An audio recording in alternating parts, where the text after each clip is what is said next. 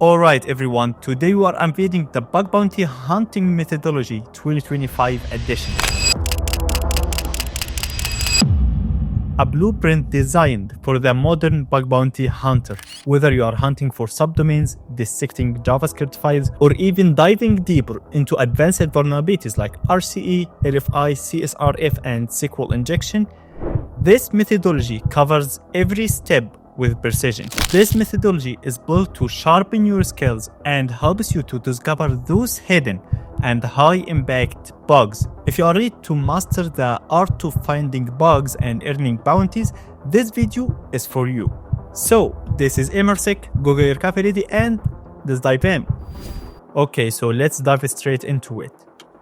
Right here, first we have the table of the content. So this will be a completely overview for the methodology. All the things that we're going to talk about right here, it will be down in the description if you want to take a look on them. So right here, we have the table of contents, and let's talk about the main things we have here: reconnaissance and discovery, enumeration, testing, 2i approach, and I will let you know what is that, and BSC creation and reporting. So first we will start by reconnaissance, and right here, first thing that we have is reconnaissance and subdomain enumeration. We have two types of reconnaissance. We have the passive one and the active one, and here I have specified some tools that maybe are the best ones for finding the subdomains: Subfinder, MS, and CertSH. And GitHub search, there is other tools like Sublister and so on, but these are the main tools that I'm using. Right here, for each tool, I'm giving you an example for usage for it. For example, Subfinder. We have Subfinder-D, that means the domain. We are specifying the domain that we want to get more, or we want to get all the subdomains from it, passively, of course. -silent means I don't want to see anything on the screen. -all. And recursive -o means the output, and we're going to output that on subfinder _ subs.txt. And right here for MS, of course, MS usage is really nice. It's MS enum for enumeration. -passive, that means only passive enumeration, not active one. And -d specifies the domain, target.com, and -o specifies the output right here. As you can see, for CertSH, because this is actually a website, if you take a look right here, cert.sh, so we are using curl to do that. And of course, we're giving it the target right here, GQ that, and set, and after that a new that to give it all unique subdomains without any duplications. And of course, for all the tools, you can see right here, if you don't have them installed, you can follow these links to go to the GitHub page for them and install them if you want. For the GitHub docking, there is a tool called GitHub Subdomains. The usage is really close. -d for the target, -t you will have to get your GitHub token because this uses the GitHub docking, and -o means the output will be GitHub _ subs. And of course, we have to compile all of that, the results. So we're going to cat all _ subs because all of them ends with subs.txt. We're going to print all of them and sort them and anew them. That means we're going to make them all unique. So right here, I want to tell you something. Two things. First, this methodology, I'm not telling you use these commands and you will get a vulnerability, then you're going to create a report and you will get bounty. This is wrong, and nothing like that will happen. First, these commands are only example. I'm giving you the way where to go, okay? This is one. Second, if you take a look right here, you can see that we have a domain and we are talking about wildcard domain. I know that there is some targets that have like 7 wildcard domains, and it's a really wide scope.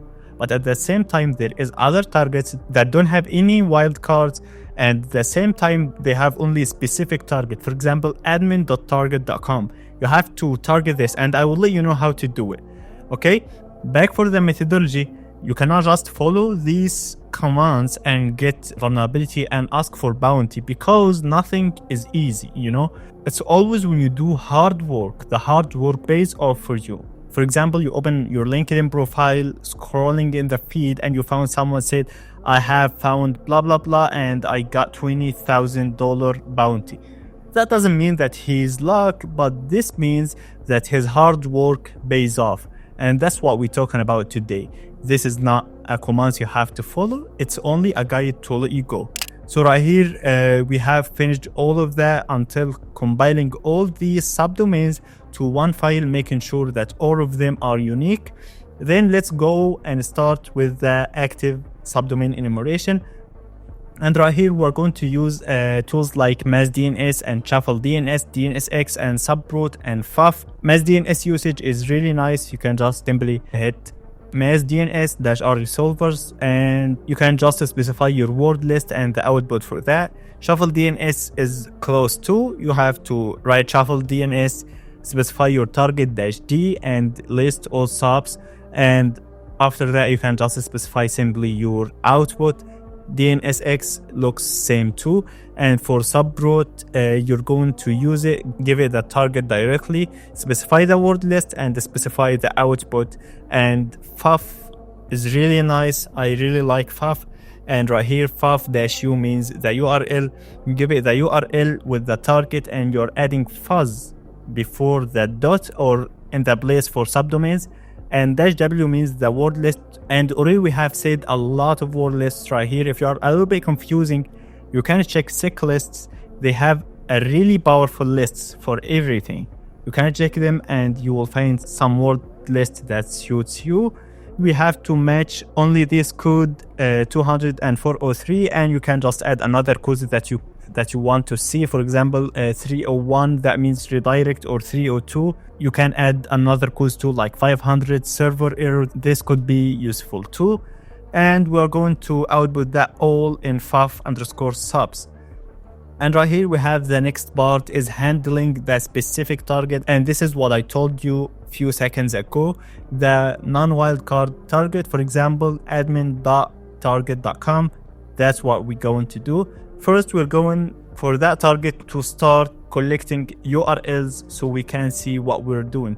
Right here, if you have a wildcard target, so you will start that methodology in the first of the guide. But if you don't have a wildcard target, or you have only a specific target, you can start from 1.3. And here we have several tools to do that. We have GEO, and it stands for Get All URLs.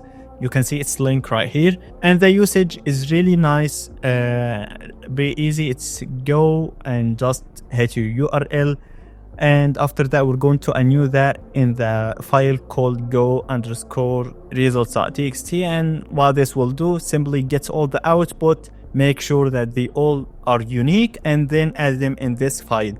And right here, as you can see, in each step I'm giving you more than one tool to do that. That doesn't mean that you have to do them all with the old tools. It simply means if you like Katana, you can just start with Katana. If you like Wayback URLs, you can just do it with it. You don't have to do all of them, because not all of them will give you the same result, but it will be so close to them. So right here, Wayback URL is easy too. Wayback URLs target.example.com, and the same to make the URLs are unique. And for the Katana, it's a little bit different. Katana from Project Discovery. It's Katana-U, the target dash silent. That means I don't want to see anything. -GC and -O will be this output. And Hackroller, it's another great tool that I'm talking about in one of my previous videos. It will do the same for you, and it will output all of that in Hackroller result. Okay, and the most of times using the multiple tools will be a really good idea, because if this tool didn't get all of the data, maybe Wayback URLs will get it. Even if Wayback didn't, Katana or Hackroller will do. So once you got all the data and unique them, you will be having a really nice data where you can do a really good things of them in the next steps. And right here we have additional advanced techniques, and these will be the cloud side of any web application. And the tools will be Cloud Enum and AWS Bucket Dump, and we have S3 Scanner. And what this simply will do, first we're going to reverse DNS this, and we're going to output that in DNS reverse_DNS.txt, and we can enumerate the ASN with MS using MS intelligent-ASN and then we will have to add our ASN number right here and simply specify our output. Most of the beginners actually don't like MS, and this is because it's actually taken very long time to do anything, and most of the beginners, they just want the really fast work. That's why they don't like it. But actually MS gives me a really huge and juicy data, and that's what we need. Right here we have Cloud Asset Enumeration. Cloud Enum is really good tool. The usage is really simple. Cloud_enum-k means the target, and we specify the target, and it will try to find any cloud asset that's related to the target, of course by the name. So it will start searching for something like AWS buckets, Google Cloud, Microsoft Azure, and other cloud assets. And here you will have to make sure when you get anything that this data is correct. Because actually I have a private program. I got the S3 bucket. I tried to get the data and I got the data, tried to upload data, and all works fine without any problem.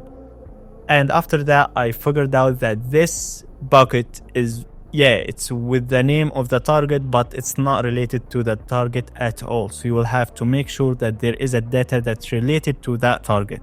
And right here we have the result validation. We're going to cat all subdomains, and after that we will HTTPX. Let me see what we have right here. First, it will be here, okay? So we're going to cat all the subdomains, that's the only unique subs, and we're going to run HTTPX in silent mode. And what this will do, it simply will ding each domain and will make sure it's live, and after that it will output them all in live_subdomains.txt. and right now you have a live subdomain that you can work on directly. Next, let's start with the discovery. And in the discovery we have 2.1. we have the tools we're going to use, HTTPX and HTTP probe, and we have HTTPX probing. It will be HTTPX-L resolved subs.txt, and we're going to just get the report 80 and 443, 8080 and 8443.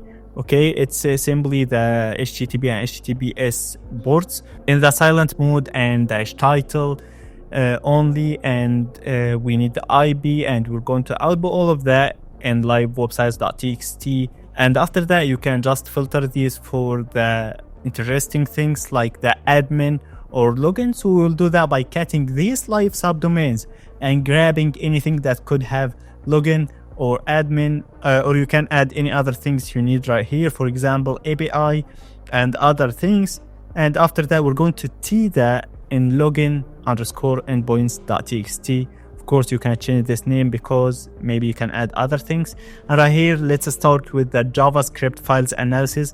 And I want to tell you something, that this part specifically is so important because JavaScript is completely gold mine, even for beginners or for professionals, you know, because JavaScript have a lot of things like handlers, it have API keys, it have tokens. So you have to make sure that each JavaScript file, you take a look on it. If it's interesting, continue and try to get as much data as you can from it. Of course, you are not collecting data, but you're collecting the interesting data. Right here, to get that, we have a lot of tools like Link Finder, Sub.js, and JS Finder, and GF. Right here, we're going to cat all the live websites and wayback URL that to get its URLs, or you can just simply use the URLs that you got at the first time. And then we will grab for anything that ends with .gs, and we're going to enum it to make sure it's a unique in gsfiles.txt. And in gsfiles.txt, you can see a bunch of things. Even if you just extract some GS files from the developer mode, you can head to access as vulnerability from there.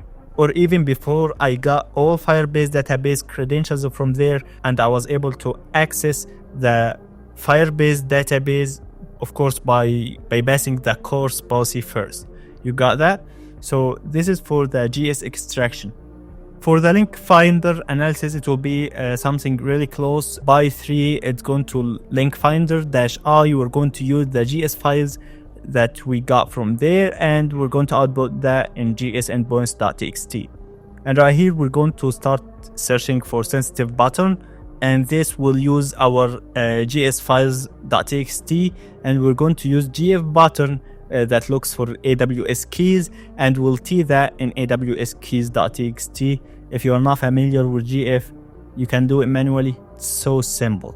Or even you can use the same command with other GF pattern to get for us the sensitive URLs. And here we can start playing a little bit with the API validation. If we have an API, we can simply use curl to do that. We will use curl-x, that means the request method will be get, and we'll be using this URL api.example.com, or if this does not exist, of course it will always depend on your target, but it will be api.example.com, example.com/api/ or example.com/v1234 directly, like what I showed you in the API hacking videos. And -h means the header will be authentication barrier, and this is a really common way to authenticate with the API. And of course here, try the extracted keys. Now let's move into 2.3, and we have advanced Google dorking. For the advanced Google dorking, we're going to use a tool like getDorker, and this will be for get dorking, but we're going to use another dorks that for Google too.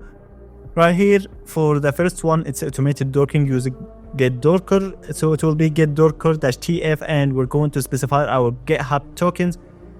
And -q, that means the target, and -d will get the dorks.txt, and we will output that in getDorks.txt. If the target doesn't have these data on GitHub, you can start doing that by the Google Docs. And because most of the big companies are really interested in SEO, so their website will be always indexed, so you can just start with finding these data. For example, cite all.example.com, or you can just specify your target. An URL, it's searching for anything in the URL that have admin or even login, or it searches for anything that's in url.php or ASP. So it's searching for any PHP file or any ASP file if it's ASP.NET, for example, or any URL that have admin or login in its URL. And for the config file, you can use the site again, whether it's your target or anything, and you can start searching for anything like .env. And this is the environment for most of the common PHP sites or JavaScript sites, or most of them will have env file. And for example, if it's WordPress, you can search for something like wp-config.php or other sensitive files, or it's trying to find any file that have .yaml extension or ini, like php.ini. And the other dork right here is searching for public keys. Searching for public keys can be a little bit challenge to find, but of course, if you found it, it have a really high impact. So that's how you can find it. In URL, it's searching for id_rsa.public or in URL_.pem. And after that, we have the URL discovery. I think this section is duplicated by wrong from me, but we have here GoSpider. And to use GoSpider, simply GoSpider-s. We have here the target-d2, and with the output will be in this directory. And Hackroller, I already told you how you can use it. For the archived enumeration, it will be closely the same thing. But for the parameter extraction, this is really important too when you try to find vulnerabilities like XSS, LFI, or SQL Injection. We're going to catch all the archived URL, and we're going to grep for anything that have equal in the URL, and we're going to undo that to make sure that they are unique in parameters.txt. And after we did that, this is how you can extract the parameters manually, or you can say by yourself. But you can use another advanced enumeration techniques for the parameter discovery, like tools like Ergen, ParamSpider, and FUF. And this will be something like Ergen-u, and you add your specified target. And after that, you're going to use the methods get and post, and you will make sure it's stable, and we'll output that in params.json. And for ParamSpider, we're going to use it by Python 3.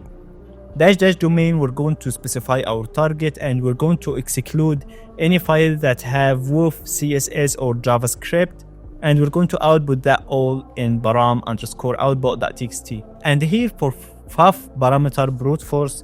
We're talking about pausing the parameter. You'll have to make sure that there is a parameter exists, but you don't know what it is. So you can't just fuzz for something that you are not sure if there is parameter or not. You got what I mean? And here you will specify -u, the target, fuzz, the blade that you're going to fuzz on.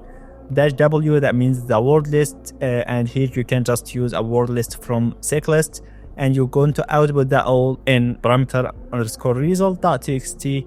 And right now we will move to 3.2 cloud asset enumeration. I know that we got that before, but right here we're talking about advanced things. You're going to run that -k the target, but we can just start by -b. We're going to get the packets.txt, and we'll output them all in cloud_enum result.txt.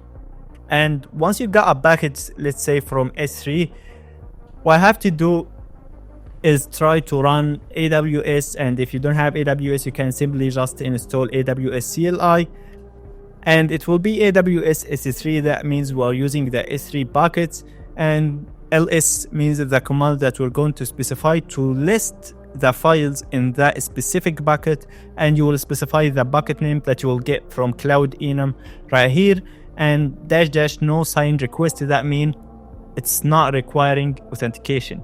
Okay, and you can use S3 bucket dump to do the same right here. It's really close usage for it.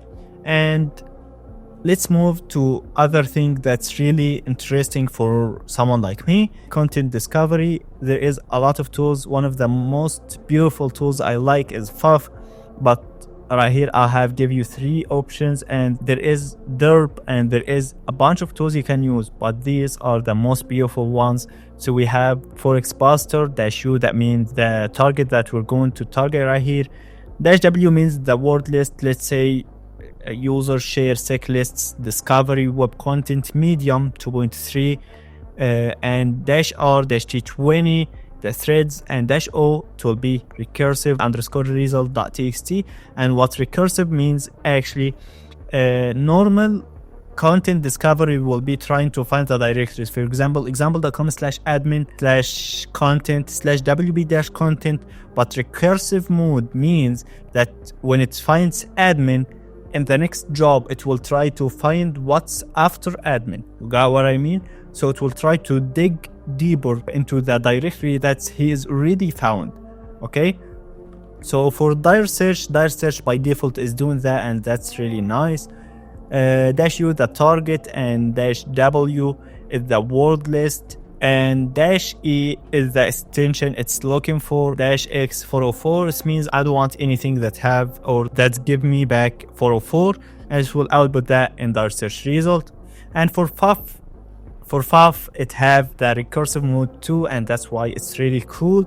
FAF usage is FAF-u, and we're going to specify fuzz right here to fuzz here, and we're going to specify our word list, and we're going to match the code 200-403 recursion, and we're going to use the recursion depth 3.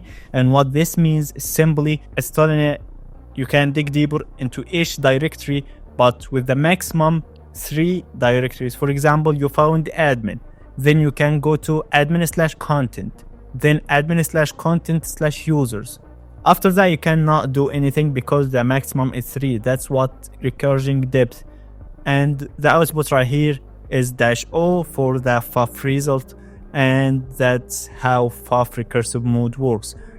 And right here we have API enumeration. We're going to use KiteRunner, Postman, Burpsuite, and I actually always recommend when you test on API to work on it manually, because most of the tools can't see what you see. So I always recommend to work on it manually. KiteRunner scan, it will scan this API using this word list, and in seclist you can find a word list for that too. And of course -output, it will output the routes right here. And for SAN mapping, okay, I think it's the same that we used, but right here we have Shodan enumeration. Shodan is the search engine of everything, literally. So you have to go for Shodan and sign up, get your, I don't know, API token, or you can just search on it simply after creating an account. On the CLI version, you can just try Shodan search, and net the main network, you give it the IP range, -- field, IP _ SERT, and the port, of course, you can give it a limit 100. For census, it's really nice too. It will search right here, census search. It will search by the ASN number and it will output that in census_ss.txt. So I think we have finished the discovery part and the enumeration. Right now we're going to go to testing part. And testing part, it's always the manual work that gives you anything that you need. For example, right here we have first the high priority vulnerabilities like CSRF.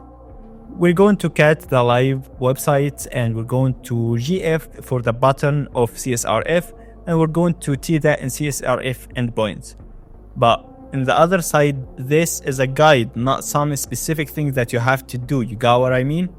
So it's not working like that. What you have to do is go and discover the target that you are working on. For example, let's say that our target is HackerOne, for example.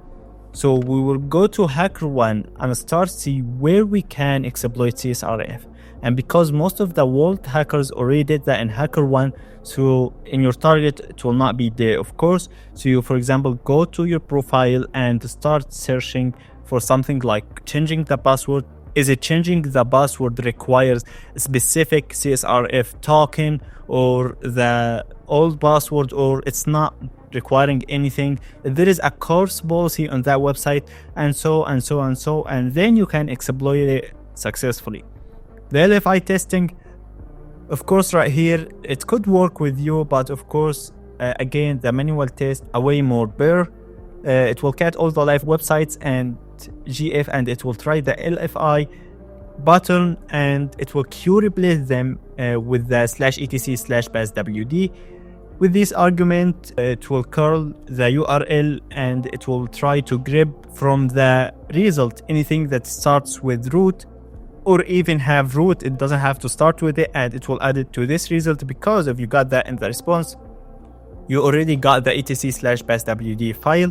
And most of the times they making this 403 forbidden, and you have to bypass it with other things like, I don't know, specific HTML encoding, or try to bypass some specific thing. It's only based on their security. And for the RCE testing, of course, this only needs a manual work. Most of the times when you think about RCE, you can start thinking, oh, RCE, it will be a little bit hard, but actually the most complex bugs always be in the most simple places. You'll have to understand that. Right here is telling you curl-x post-f file blah blah blah exploit.php on this specific file. Most of the times you will not have an endpoint that upload files, but let's say that you had one, so you can try that. It will upload the exploit.php. If you don't have one, you can search for web shells on GitHub, and you will see a bunch of web shells for PHP and ASP and others. And you can start your SQL injection testing with tools like Gory-U, and you will give it the target with the ID or the parameter. If you have a multiple parameters, you can just write -b and specify the parameter that you are targeting. And -gbs, it means we want the databases, and --batch. Gory is nice because it's a little bit faster to bypass the firewall, but if you are more familiar with SQL map, you can just use it. You can right here start for searching for sensitive data, and what this will do, it will cat all the GS file and will grab everything that have key token, auth, or password. You can search for something like API and other things. You will find a really sensitive data. And of course, the most nice vulnerability we have open redirect. You're going to cat all the URL, grab anything that have equal HTTP, because this will mean where direct equal HTTP or where URL equal HTTP. It will be always like that. Most of the parameters that have directory redirecting, it will not work. So that's how it will work with you. You can queue replace it with the https evil.com, and you're going to call that, and if you got evil.com in the response, then you have open redirect. Right here, let's say all of that done, but what's after that? Okay, stop talking about what's after that. Let's say before that, what's the 2i approach? This thing I always do it because I think that's only me who do. No one knows what the 2i approach. Simply, it have 2i, right? So first I and second I. The first I, it's always making sure that the test for this, whatever it is, I'm making sure that everything is working fine. And the other I, or the second I, it's identifying interesting finding, like exposed credentials, forgetting subdomain, or admin banners. It's not exactly like that, but the second I will be that the eye that catches any interesting things. Once it got interesting thing, you will start working on it immediately, so you could get a vulnerability on it. And of course, the actionable steps, if the vulnerability is identified, you will create a proof concept of it and test its impact. And if there is no vulnerabilities, you will pivot to deeper testing and unique subdomain or endpoint. Right now, let's move to proof of concept or bug creation. And of course, always when you report specific vulnerabilities, you will have to create a video POC. Most of the times I create POC directly because I don't want to waste any time. So what you're going to do is simply say that you found XSS. You will demonstrate the vulnerability in action using screen recorder. And for the video, you can use, personally, I don't use OBS, but I know it's really popular. That's why I told you to use it. And for the screenshot POC, you will have to capture a clear screenshot with the animation to explain each step. And that's why I told you to use screenshot. For the arrows and writing and so on, you will have to animate on the screenshot to give it its all details. And for the reporting, you will have to make sure that your report structure is what the analyzer needs. For example, first you will start with the summary. You're going to specify the target scope, the testing timeline, and key findings, and the risk rating, okay? And for the technical details, in the other part, you're going to add the vulnerability title, the severity rating. You don't have to add the severity rating because I think in HackerOne or Bugcrowd, you will specify it. I think it's in Bugcrowd called VRT, and in HackerOne you can just specify it at the first. And the affected component, I think this you can just select the target too. And for the technical description, of course, you will have to add it, and you will have to tell him how he can reach this point that you reached. And of course, you will give it impact and supporting evidence or supporting proof concept, whether it's the POC, the video POC, or the screenshots. And you will have to tell them the recommendations, okay? If you don't have that knowledge, for example, let's say if it's web application in web development, you can just tell him, okay? You can just tell him that you have that knowledge in that, but I think it will be, you will always have this knowledge because that's what you are testing on, you got what I mean? And after that, you're going to specify the materials, just call it or upload it directly, the video and the screenshot, the HTTP requests and logs, or let's say the purpose you request and response, and the code snippets and timeline of the discovery. For the best practice, you have to write clear and include detailed reproduction steps and provide actionable remediation advice. For the support finding with the evidence, you will have to give it to him. You have to use a professional formatting. The format for Bugcrowd or all the other platforms is Markdown, exactly like the GitHub formatting. So you'll have to make it really nice formatted so the analyzer knows that you are professional. You will have to highlight the business impact and include verification steps. The report format will be something like this. Of course, this in Markdown format, it will be hash vulnerability report, and you will add the title, and this will mean H1. But for some specific platforms like Bugcrowd or HackerOne, you don't have to add this and this too, because they will do it by default when you choose it at the first time.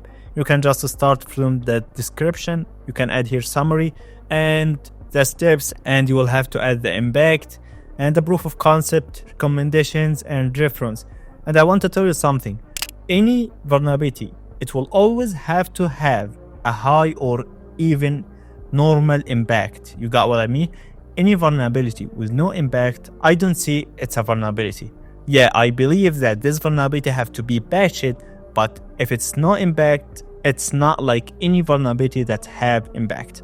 You got this point? If you are a little bit confusing, just forget about it. And that wraps up the Bug Bounty Hunting Methodology 2025 edition. From reconnaissance to reporting, we have built a complete roadmap to elevate your bug bounty hunting journey. And remember, this methodology is a guide, not a set of rules, so you have to adapt it to fit your style and your target. If you found this video helpful, do not forget to like, subscribe, and hit that bell icon for more cybersecurity content. And if you have any questions, feel free to drop them in the comments below, or you can just reach me directly using Twitter. Until next time, stay curious and stay secure. Cut. Cut. Cut. Cut. I think the girls with their nails done now.